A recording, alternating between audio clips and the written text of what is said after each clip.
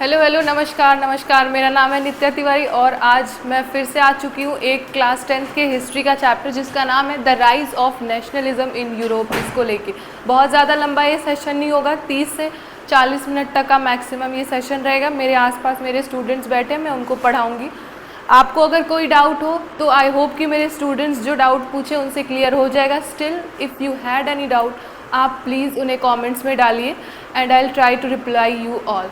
तो स्टार्ट करते हैं chapter the rise of nationalism in Europe. इस चैप्टर में मेनली हमें पढ़ना है बेटा कि कैसे जितने भी हमारे यूरोप की कंट्रीज़ रही हैं उनमें कैसे जो कंट्रीज़ रही हैं वो डेमोक्रेटिक सोसाइटी बनी है, डेमोक्रेटिक नेशंस बनी है। तो ओवरऑल जैसे जैसे ये हम चैप्टर पढ़ते जाएंगे समझ में आता जाएगा। समझ आ रहा है बेटा? ठीक है, चलिए। तो यहाँ पे एक सबसे पहली चैप्टर के स्टार्टिंग में एक पेंटिंग दे रखी है जिसको बनाया फेडरिक सोरियो में। सॉरी अगर मैंने नाम इनका गलत प्रोनाउंस किया हो तो, ठीक है। इनका नाम है फेडरिक सोरियो, ठीक है। ये एक फ्रेंच आर्टिस्ट रह चुके हैं। इन्होंने एक बहुत अच्छी इमेज बनाई है, डायग्राम बनाई है। अभी मैं इसको समझाऊंगी आपको लाइन बाय लाइन एनसीईआरटी के अकॉर्डिंग। तो चलिए स्टार्ट करते हैं। In 1848 a Frederic Sorrieu a French artist prepared a series of 4 prints visualising his dream of world made up of democratic and social republic as he called them. तो Frederic Sorrieu ने 1848 में एक अपनी सपनों की दुनिया का इमेज बनाया, ठीक है। किसका इमेज बनाया? पेंटिंग बनाई अपने ड्रीम ऑफ वर्ल्ड की, जिनके ऐसी दुनिया जो उनको सपनों की दुनिया थी। ड्रीम ऑफ वर्ल्ड मतलब हम लोग भी बहुत सारी चीज़ें सोचते हैं ना कि जैसे हमारे आसपास की दुनिया कैसे हो। जो बहुत छोटे बच्चे होते हैं, खासकर जो लड़कियां होती हैं, वो सोचती हैं कि हमारे आसपास परियां घूमती रहें, वो हमें आके ब्लेस करती रहें। बचपन में मैं ऐसे सोचती थी कि मेरे आसपास परियां रहें और वो मेरी सारे विशेस को पूरा करती जाएं, या फिर मैं एक परी रहूं जो पंछी बनूं उड़ती फिरूं, मतलब मैं उड़ती रहूं आसमान में, ठीक है। बहुत सारे लड़के सोचते होंगे कि जो स्पोर्ट्स लवर लड़के होंगे वो सोचते होंगे कि हमारे आसपास क्रिकेट की दुनिया हो, ठीक है। तो हमारे इमेजिनेशंस में, सबकी इमेजिनेशंस में कहीं ना कहीं ड्रीम ऑफ वर्ल्ड होता है कि उनके सपनों की दुनिया होती है। तो इस सीरीज़ ऑफ 4 प्रिंट में जो हमारे फेडरिक सोरियो हैं उन्होंने अपने सपनों की दुनिया बनाई। उस सपनों की दुनिया का मेन आधार क्या था? Democratic and social Republic. ये उनके ड्रीम ऑफ वर्ल्ड का मेन क्या था? थीम था। एज ही कॉल्ड देम, उन्होंने अपने ड्रीम ऑफ वर्ल्ड को डेमोक्रेटिक एंड सोशल रिपब्लिक नाम दिया। डेमोक्रेटिक समझते हो ना क्या होता है? ठीक है, चलो जहाँ डाउट आए पूछते जाना। The first print of the series shows the people of Europe and America, man and women of all ages and social classes. पहली पेंटिंग में उन्होंने क्या दिखाया? The first print of the series. उस सीरीज़ की पहली जो प्रिंट है, पहली पेंटिंग है, उसमें उन्होंने यूरोप और अमेरिका के लोगों को दिखाया। अच्छा, यूरोप और अमेरिका के लोगों को ऐसा नहीं किया कि सिर्फ मेन को दिखाया है, सिर्फ विमेन को दिखाया है, सिर्फ डोमिनेटिंग सोसाइटी को दिखाया है, ठीक है। उन्होंने ऐसा नहीं किया। मेन और विमेंस मतलब कि पुरुष और महिलाओं दोनों को दिखाया है, सभी उम्र के लोगों को दिखाया, हर वर्ग के लोगों को दिखाया, हर जाति के लोगों को दिखाया। Social classes marching in a long train, जो कि मार्च कर रहे हैं एक लंबी ट्रेन के फॉर्म में। मार्च का मतलब समझते हो ना बेटा? क्या करना? मोर्चा करना, ठीक है। क्या? मार्चिंग इन लॉन्ग ट्रेन, एक लॉन्ग ट्रेन मतलब लंबी कतार में खड़े होकर मार्च कर रहे हैं एक ट्रेन के फॉर्म में। And offering homage to the Statue of Liberty as they pass by it. Homage का मतलब क्या होता है बेटा? होमेज का नहीं, होमेज का मतलब होता है बेटा किसी चीज़ को पब्लिकली रिस्पेक्ट देना। यहाँ पे मैं लिख दे रही हूँ एनसीईआरटी, बुक तो लाए नहीं हो, चलो कोई बात नहीं, जिस दिन लाना उस दिन नोट कर लेना। होमेज का मतलब होता है, मैं स्टिल लिख दे रही हूँ, कहाँ लिखूँ?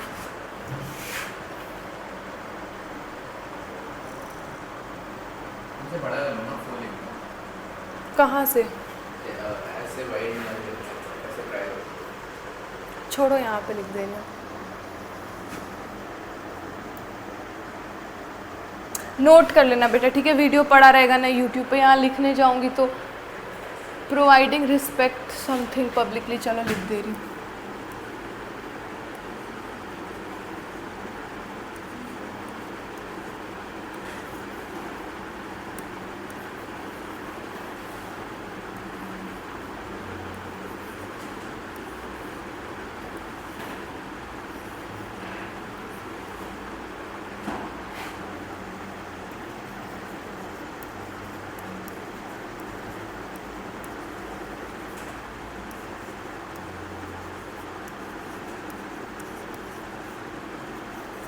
क्या कह रहा है यहाँ पे, offering homage to the Statue of Liberty as they pass by it, मतलब जब वो स्टैचू ऑफ लिबर्टी के पास से गुजर रहे हैं तो उन्हें क्या कर रहे हैं, होमेज प्रोवाइड कर रहे हैं, मतलब कि उन्हें बहुत ज़्यादा रिस्पेक्ट इज्जत दे रहे हैं पब्लिकली। ठीक है, समझ आया, नहीं आ रहा, हिस्ट्री पढ़ने में पढ़ा रही हूँ तो मैं समझ आ रहा नहीं आ रहा तो बोलते रहो। As you would recall artist of the time of the French revolution personified liberty as a female figure. Class 9th में फ्रेंच रेवोल्यूशन पढ़ा है, फ्रांसीसी क्रांति नहीं पढ़ा इसका मतलब, ठीक है। तो क्लास 9th में अगर फ्रेंच रेवोल्यूशन यानी कि फ्रांसीसी क्रांति, मेरा ना बेटा जो 10th क्लास था ना उसमें मैं थी तो CBSE के इंग्लिश मीडियम से, लेकिन मैंने अपना हिंदी SST में करा रखा था क्योंकि मुझे SST बहुत पसंद था, तो मैंने उसे हिंदी में करा दिया था, तो मैं पूरा हिंदी में पढ़ती थी। लेकिन ऐसा नहीं कि मैं समझा नहीं पाऊँगी, ठीक है, समझा रही हूँ, समझ आ रहा है ना। SST को हिंदी मीडियम में स्विच कर सकते हैं। तो फ्रांसीसी क्रांति में हमने देखा था, पढ़ा था, समझा था कि जो आर्टिस्ट है वो स्टैचू ऑफ लिबर्टी को फीमेल फिगर के तरीके से दिखाते हैं। ठीक है, एक महिला के प्रतिमा का स्वरूप दिखा रहे हैं। हिंदी मेरा बाहर आ रहा है, ठीक है, चलो अब हिंदी नहीं बोलूँगी। जो हमारे आर्टिस्ट थे फ्रेंच रेवोल्यूशन में वो स्टैचू ऑफ लिबर्टी को एक फीमेल फिगर दिखा रहे, ठीक है, दिखा रहे थे at the time of French revolution.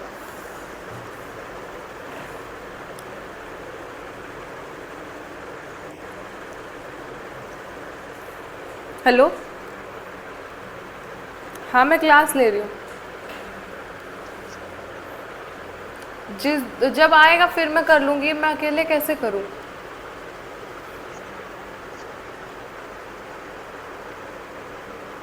ठीक है, ठीक, ओके ओके ओके, चल मुझे पढ़ा लेंगे, ओके बाय।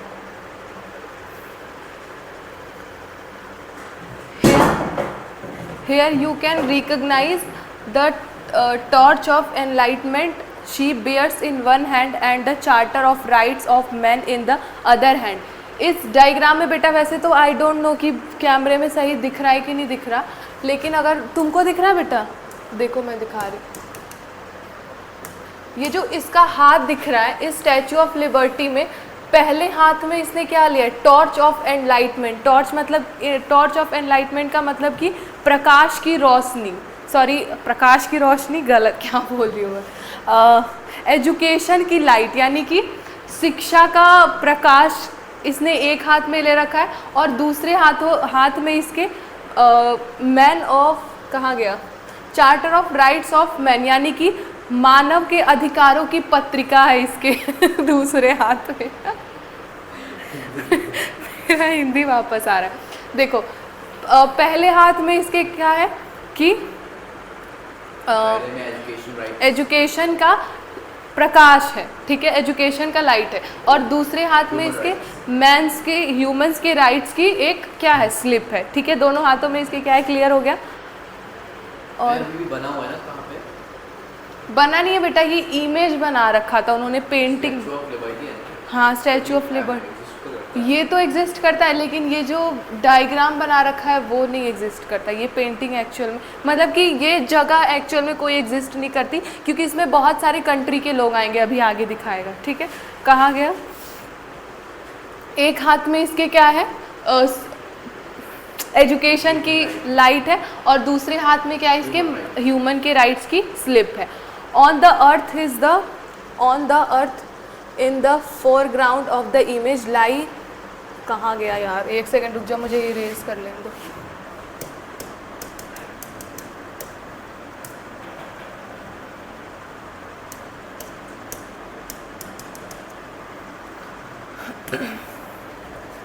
कहाँ गया, recognise she bears charter on the earth in the foreground of the image lie the shattered remains of the symbols of absolutist institution। देखो एब्सोल्यूट का मतलब पहले समझाती हूँ, उसके बाद मैं इस पैराग्राफ का मतलब समझाती हूँ। एब्सोल्यूट का मतलब होता है ना बेटा, एक ऐसा गवर्नमेंट जिस पे किसी का भी अधिकार ना हो। इसका सबसे अच्छा एग्जाम्पल है बेटा डिक्टेटरशिप। डिक्टेटरशिप का मतलब समझते हो? राजतंत्र, जहाँ पे राजा का राज होता है। तो वो एक ऐसी गवर्नमेंट है जिसपे क्या मोनार्की 2 किंगडम सिस्टम होता है, मतलब कि 2 ही पॉलिटिकल पार्टी होंगे मोनार्की में। आई थिंक मोनार्की हाँ यही होता है, ठीक है। डिक्टेटरशिप में इसका सबसे अच्छा एग्जांपल होता है एब्सोलिस्ट इंस्टीट्यूशन। एब्सोलिस्ट का मतलब एब्सोलस्टिस्ट का मतलब होता है बेटा एक ऐसा गवर्नमेंट सिस्टम जिसमें किसी का भी दखल अंदाजी ना किया जा सके। मतलब कि डिक्टेटरशिप होता है, राजतंत्र जो होता है, उसमें कोई भी इंसान इंटरफेरेंस कर सकता है कि आपने ये डिसीजन क्यों लिया। कर सकते हैं कोई इंटरफेरेंस? नहीं। क्यों? क्योंकि वो एब्सोलिस्ट इंस्टीट्यूशन है। एब्सोलिस्ट इंस्टीट्यूशन एक ऐसा गवर्नमेंट सिस्टम है जहाँ पे उस गवर्नमेंट के अलावा कोई भी इंटरफेयर नहीं कर सकता। जैसे कि हमारा डेमोक्रेटिक सोसाइटी है। डेमोक्रेटिक सोसाइटी में हम अपनी गवर्नमेंट खुद चुनते हैं। स्टिल अगर वो कोई स्टेप लेते हैं, कोई वो फैसला लेते हैं, तो हम उनके फैसले पे, उनके स्टेप पे क्वेश्चन कर सकते हैं कि आपने ऐसा क्यों किया। लेकिन जो एब्सोलिस्ट गवर्नमेंट सिस्टम होती है उसमें हम उनसे कोई क्वेश्चन नहीं कर सकते, ठीक है। तो नीचे जो ज़मीन पे कुछ यहाँ पे दिख रहा है, कुछ चीज़ें स्कैटर्ड मतलब कि बिखरी पड़ी हुई हैं, वो चीज़ें क्या है? एब्सोलिस्ट इंस्टीट्यूशन। ऑन द अर्थ मतलब कि अर्थ पे कुछ किसी चीज़ की राख पड़ी हुई है। राख यानी कि स्कैटर्ड फॉर्म में गिरी हुई पड़ी है, जिसको लोगों ने फाड़ फूड़ के इधर उधर फेंक दिया है, ठीक है। समझ आ रहा है? नहीं आ रहा है? हिस्ट्री में अच्छे से पढ़ा पा रही हूँ? First time trying. In Sorrieu's utopian vision. Utopian का मतलब समझते हो बेटा? अपटोपियन का मतलब वो होता है जो एक्चुअल में एग्जिस्ट ना करता हो, ठीक है। जैसे कि मैं सपने में बचपन में सोचती थी कि मैं परी बन जाऊँ, तो क्या मैं एक्चुअल में परी बनी? मैं बन सकती थी? नहीं, वो चीज़ एक्चुअल में एग्जिस्ट नहीं करती थी। तो अपटोपियन का मतलब पता चला, एक ऐसी चीज़ जो एक्चुअल में एग्जिस्ट ना करती हो, ठीक है। In Sorrieu's utopian vision the peoples of the world are grouped as distinct nations identified through their flags and costume. यहाँ पे कॉस्ट्यूम देखो, सोरियो के अपटोपियन विजन, ये जो डायग्राम दे रखा है ना, इसको फेडरिक सोरियो का अपटोपियन विजन यानी कि उनकी काल्पनिक दुनिया बताई गई है। वो चीज़ एक्चुअल में एग्जिस्ट नहीं करती है, लेकिन ये चीज़ इस टाइम में एक्चुअल में एग्जिस्ट करता है बेटा? करता है। जितनी भी वर्ल्ड में मोस्टली जो कंट्रीज इसमें मेंशन की गई है वो सारी डेमोक्रेटिक बन तो गई हैं। और फेडरिक सोरियो का अपटोपियन विजन क्या था कि वो जो फ्रेंच है, जो इस टाइम तक बन चुका था डेमोक्रेटिक सोसाइटी, उनके पीछे पीछे बहुत सारे ऐसे लोग हैं जो कि अपने डेमोक्रेसी के लिए लड़ रहे थे, खुद को डेमोक्रेटिक बनाने के लिए लड़ रहे थे।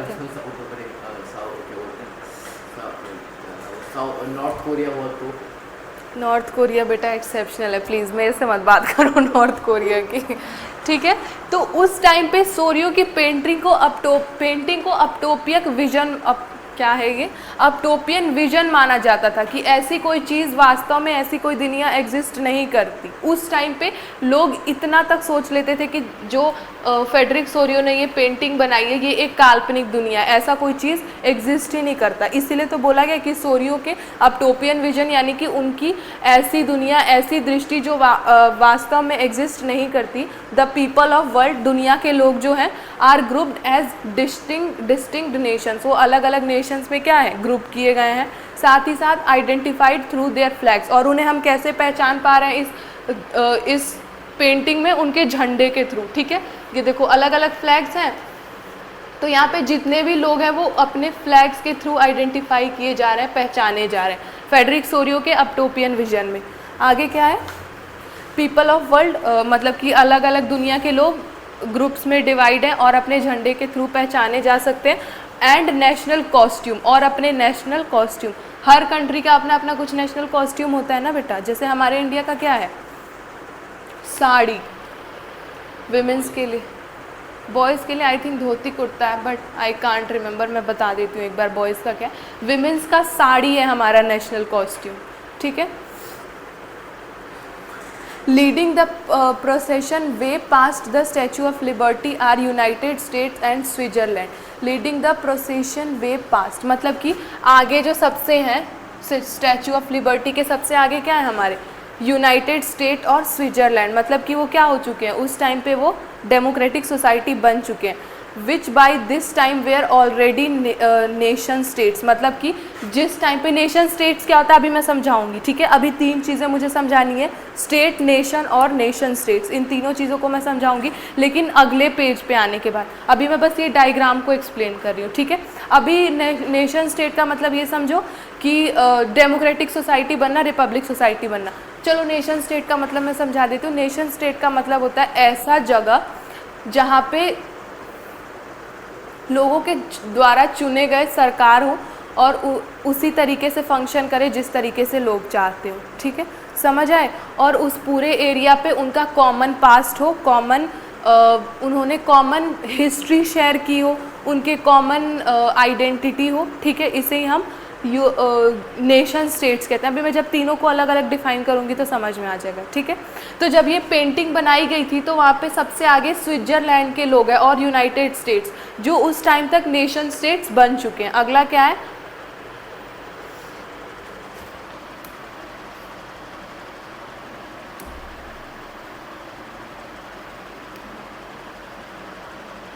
कहाँ गया,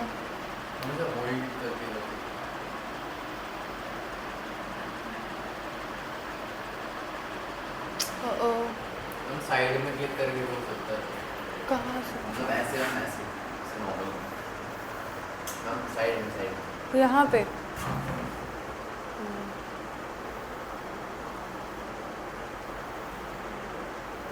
कहाँ चलेगा, Donald Trump, Modi Modi Donald Trump क्या करता रहता है, Modi Modi sorry Donald Trump ji, don't ban me in your country. कहाँ गई मैं, हाँ, France identifiable by the revolutionary tricolour. France को कैसे हम पहचान सकते हैं, उनके क्रांतिकारी रिवोल्यूशनरी ट्राई कलर, यानी कि 3 कलर के क्रांतिकारी, ट्राई कलर मतलब कि क्रांतिकारी 3 रंग के झंडे से पहचाने जा सकते हैं। Has just reached the statue, यानी कि जो आगे निकल गए, स्टैचू से आगे निकल गए, वो कौन है, यूनाइटेड स्टेट्स के लोग और स्विट्जरलैंड, जो उस टाइम पे नेशन स्टेट बन चुके हैं।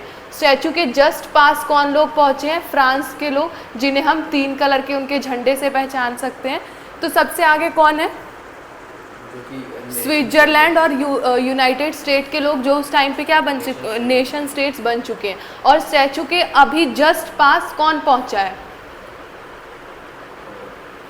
कौन पहुंचा है, फ्रांस पहुंचा है ना। स्टैचू के जस्ट पास फ्रांस पहुंचा है, इसका मतलब क्या बताया गया है कि वो जल्दी ही नेशन स्टेट बनने वाला है या तो बन रहा है, ठीक है। जस्ट स्टैचू ऑफ लिबर्टी के पास पहुंचने का मतलब कि वो बहुत जल्दी नेशन स्टेट्स बनने वाला है या फिर वो बन रहा है, ठीक है। अगला कौन है,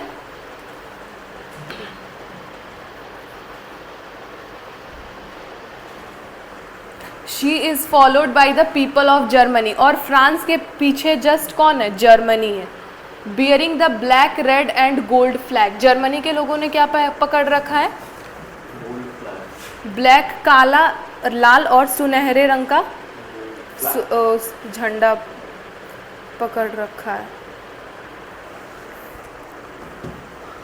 कहाँ गया, Interestingly, at that time when Sorio created this image, the German people did not yet existed as United Nation. The flag they carry is an expression of liberal hopes in 1848 to unify the numerous German-speaking principalities into a nation state under a democratic constitution. देखो यहाँ पे बता रखा है बेटा कि France के just पीछे कौन है, जर्मनी के लोग हैं। लेकिन इंटरेस्टिंगली मतलब कि बहुत शॉकिंग बात ये है कि जिस टाइम पे फेडरिक सोरियो ने एक जो पेंटिंग बनाई थी, ये जो पेंटिंग बनाई थी जिस टाइम पे फेडरिक सोरियो ने, उस टाइम पे जर्मनी जैसा कोई इंडिपेंडेंट कंट्री एग्जिस्ट ही नहीं करता था। इस टाइम पे जर्मनी एग्जिस्ट कर रहा है ना, लेकिन यहाँ पे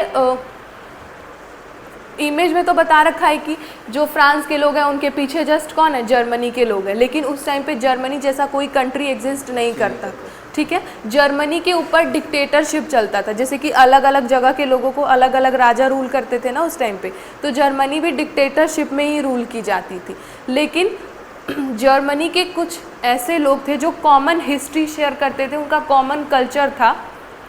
वो लोग चाहते थे कि उनका एक अलग से स्टेट बने, उनका एक अलग से कॉन्स्टिट्यूशन बने जो क्या हो, जर्मन स्पीकिंग प्रिंसिपलिटीज़, उसके प्रिंसिपल क्या हो, उस देश के लोग जर्मन बोलने वाले हों, nation under a democratic society, उन्हें एक डेमोक्रेटिक कॉन्स्टिट्यूशन के अंदर एक राज्य घोषित कर दिया जाए, नेशन घोषित कर दिया जाए। समझ आया? एक बार और समझा रही हूँ, मुझे खुद समझ नहीं आया मतलब कि मुझे लगा कि मैं एक्सप्लेन नहीं कर पाई। देखो आया, बताओ चलो समझा। नहीं, ये बस फ्रांस के बाद से मतलब ये जो पास के लोग दिखाए गए हैं वो फ्रांस के लोग हैं, इनका रेवोल्यूशन ट्राई कलर का है, जिनको कैसे पहना, चलो सुनो एक बार मैं एक्सप्लेन कर देती हूँ। यहाँ पे दिखाए गए पेंटिंग में कि स्विट्जरलैंड और यूनाइटेड नेशन के जस्ट पीछे कौन है, फ्रांस है, जो बिल्कुल स्टैचू ऑफ लिबर्टी के पास अब पहुँच रहा है। इट मीन्स कि वो जल्द ही यूनाइटेड नेशन बन जाएगा या फिर बन रहा है। ठीक है, उसको कैसे पहचाना जा सकता है, ट्राई कलर के झंडे के, उनके ट्राई कलर के फ्लैग के हिसाब से।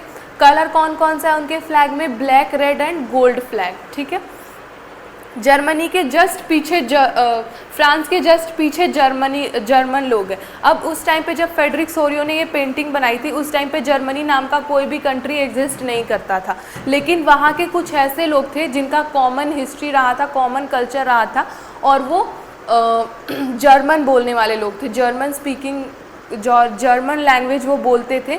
तो उनके ये होप्स थे कि उन्हें एक अलग से कंट्री बना दिया जाए जिसके क्या हो, प्रिंसिपल क्या हो, डेमोक्रेटिक कॉन्स्टिट्यूशन हो। समझ आया अब?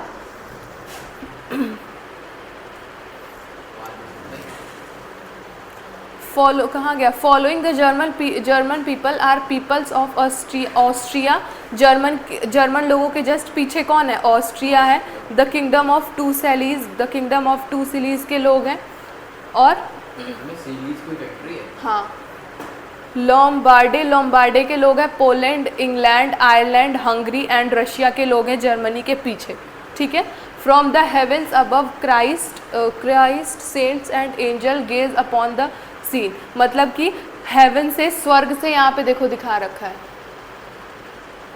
स्वर्ग से जो जीसस क्राइस्ट हैं, ठीक है, या फिर जो ईसा मसीह को ही जीसस क्राइस्ट कहते हैं, संत हैं, यहाँ पे सेंट्स हैं, संस हैं, जीसस क्राइस्ट हैं, एंजल्स, यानी कि एंजल्स जो हैं वो उनके ऊपर क्या करिए, गेज करिए, यानी कि फूल छिड़क रही हैं। और ये क्यों दिखाया गया, ये किसका प्रतीक है, कि मतलब वो इसीलिए गेज कर रही हैं, फूल छिड़क रही हैं कि तुम लोग जो भी कर रहे हो बहुत अच्छा कर रहे हो, बहुत अच्छी चीज़ हो रही है, खुश रहो। ठीक है सच में यही इसका मतलब है। हाँ, उन्हें अप्रिशिएट कर रहे हैं, right. They have been used by the artist to symbolize fraternity amongst the nation of world. उन्होंने इन सारे symbols they have been used by the artist, बहुत सारे आर्टिस्ट के द्वारा ये जो हमारे क्राइस्ट है, सेंट्स है और एंजल्स हैं, इन्हें दिखाया गया है। किस लिए, नेशंस के देश के अंदर एक अप्रिसिएशन डालने के लिए। ठीक है, समझ आया? कितना देर हो गया बेटा?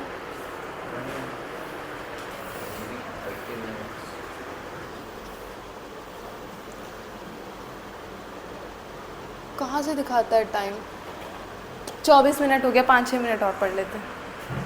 नहीं मन करा, बस ये वाला पैराग्राफ पढ़ लूँ फिर ख़त्म कर दूँगी, I swear.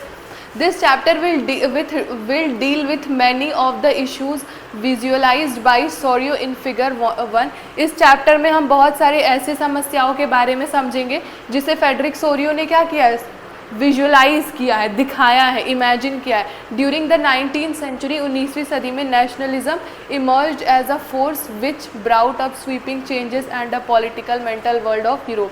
During 19th century, nationalism as force which brought about sweeping the change in the political mental of Europe. Nationalism को इमर्ज किया गया था किस लिए, पॉलिटिकल मेंटल वर्ल्ड को चेंज करने के लिए, यूरोप के। ठीक है, नहीं समझ आ रहा? द एंड रिजल्ट्स ऑफ, चलो ठीक है कल से करेंगे, यहाँ तक मार्क कर लेते हैं। ये नहीं पढ़ेंगे, कल ये नहीं पढ़ेंगे, खत्म कर देते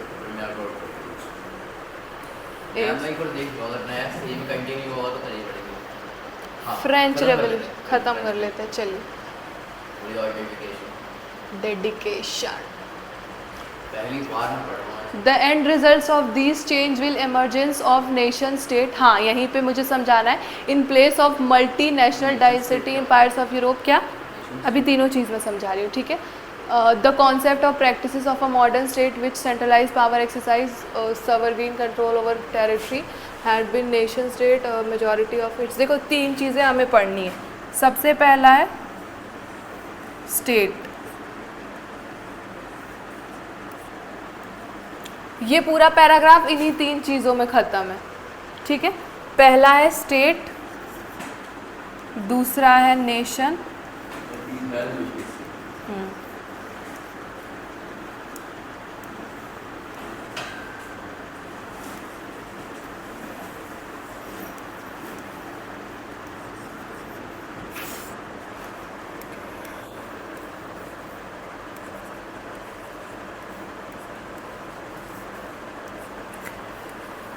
देखो स्टेट वो होता है बेटा, जैसे कि state is related to geography. एक सेकेंड रुक जाए, कॉल आ रहा है।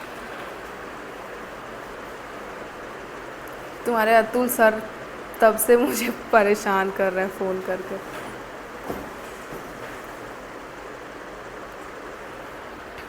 देखो स्टेट का मतलब होता है बेटा कि मान लो ये एक कमरा है, ठीक है। ये एक कमरा स्टेट को रिलेट करते हैं हम ज्योग्राफी से, नेशन को रिलेट करते हैं पीपल से, और नेशन स्टेट होता है पीपल प्लस ज्योग्राफी। नहीं समझ आया? मुझे भी नहीं समझ आया, लेट मी क्लियर।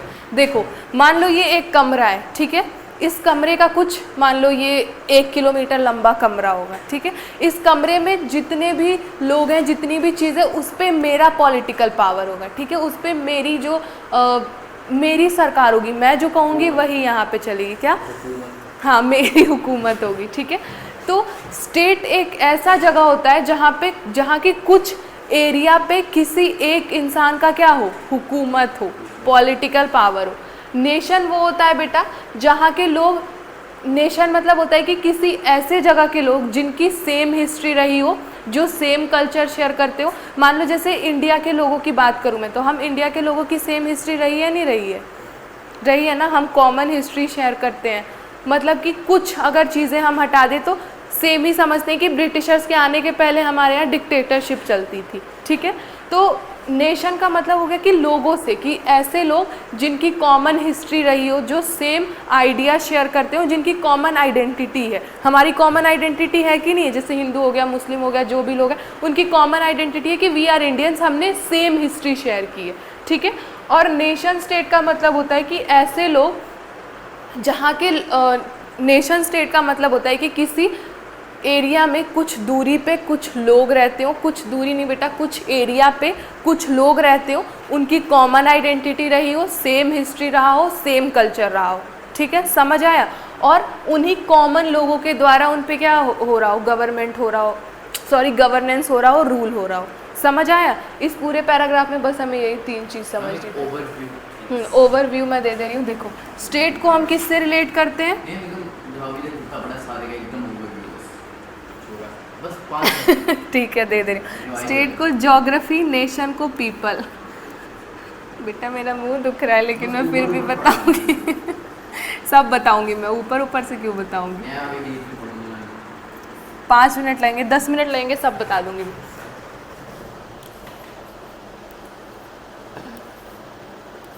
जियो प्लस